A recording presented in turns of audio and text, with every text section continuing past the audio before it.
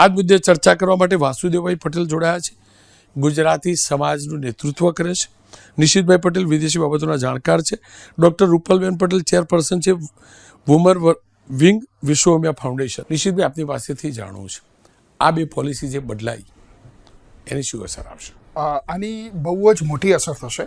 હું તમારા માધ્યમથી રોનકભાઈ સમજાવીશ કે અમેરિકામાં જો તમારે કામ કરવું હોય છે ને તો જનરલી બે ટાઈપના વિઝા હોય છે, H1 વિઝા અને બીજા છે H1B વિઝા. H1 વિઝા એ વ્યક્તિને પોતાના કામ કરવા માટે મળે છે, જેની અંદર વ્યક્તિ ગમે ત્યાં ગમે તેટલું કામ કરી શકતો હોય છે.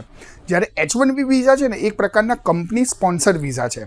જેવી રીતે ભારતની કોઈ બેંક હોય, આ ખાલી એકલા IT ક્ષેત્રના ઇફેક્ટ નથી કરવાની. ભારતની કોઈ પણ કંપની હોય, ધારો કે ટાટા છે, મહિન્દ્રા છે, એને પણ અમેરિકામાં જો ટ્રેક્ટર વેચવા હોય તો અમેરિકામાં એની ઓફિસ ખોલવી પડે. અમેરિકામાં અહીંની કંપનીનો જે એક્સપર્ટ સ્ટાફ હોય એવા લોકોને ત્યાં લઈ જતા હોય છે ને એ કંપની એનું કામ કરાવતી હોય છે. તો અત્યાર સુધી આની ફી હતી લગભગ $900 જેટલી જ, માત્ર $900 એની ફી હતી અને 3 વર્ષ માટેના તમારા H1B વિઝા થતા હતા. એની અંદર 85,000નો આખા વર્ષનો કોટા હતો. ચેન્જીસ એમણે એવા કર્યા છે, $900 વધારી અને ફી સીધી $1 લાખ કરી છે અને કંપની એ ફી ભરવાની છે એમ્પ્લોયર વતી. એના સાથે સાથે અત્યાર સુધીમાં એમાં ડ્રો સિસ્ટમ હતી.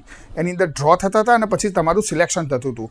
હવે એ ડ્રો સિસ્ટમ બંધ કરી દીધી છે અને હવે મેરિટ બેઝ ચાલુ કર્યું છે. એટલે જેનો જેટલો વધારે ઊંચો પગાર હશે એવા જ લોકોને એની અંદર સિલેક્ટ કરવામાં આવશે અને એ ડ્રો સિસ્ટમમાં બહુ જ મોટો ચેન્જ કર્યો છે. સાથે સાથે તમારે કોઈ પણ IT હોય કે કોઈ પણ કંપની હોય આપણી, જે બહોળા પ્રમાણમાં ત્યાં એમના બ્રાન્ચ, એમના ઓપરેશન્સ એ જે કરતા હતા એ બધા એને ઇફેક્ટ કરશે.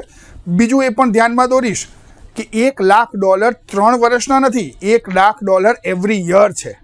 મતલબ જો કોઈ પણ એમ્પ્લોયીને કંપનીએ હાયર કરવો હશે એટલે $1 લાખ એને વર્ષના ભરવાના. 3 વર્ષના એ એમ્પ્લોયરના $3 લાખ થાય. એટલે તમે સમજી શકો છો 88 લાખ નહીં, 2,40,00,000 જેટલા રૂપિયા થાય અત્યારના જે ડોલરના રેટ પ્રમાણે. એ એક એમ્પ્લોય પાછળ કંપનીએ ખર્ચવાના. એટલે ક્યાંક ને ક્યાંક એ કંપનીઓ અબ્રોડથી એમના એમ્પ્લોયને ત્યાં લઈ જવાનું બંધ જ કરી દેશે, નહિવત કરી દેશે, અથવા જે કંપનીના ટોપ મેનેજમેન્ટના લોકો હશે એમને જે હાયર કરે નાના બધા વર્કરને બંધ કરી દે. સાથે સાથે એ પણ એમણે નોંધ્યું છે કે 21 સપ્ટેમ્બરથી એટલે આવતીકાલના અમેરિકાથી પણ આ રૂલ્સ લાગુ પડશે.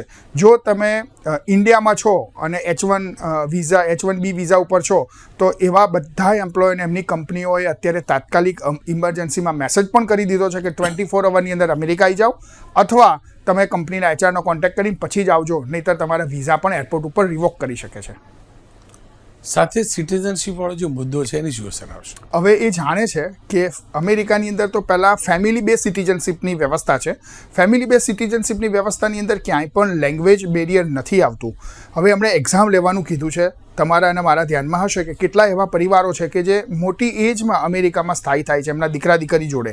એ લોકો ત્યાં કોઈ એવો લાભ નથી લેવા જતા હોતા, પરંતુ એક પરિવાર સાથે એક રહેવાની ઈચ્છા હોય છે એમની.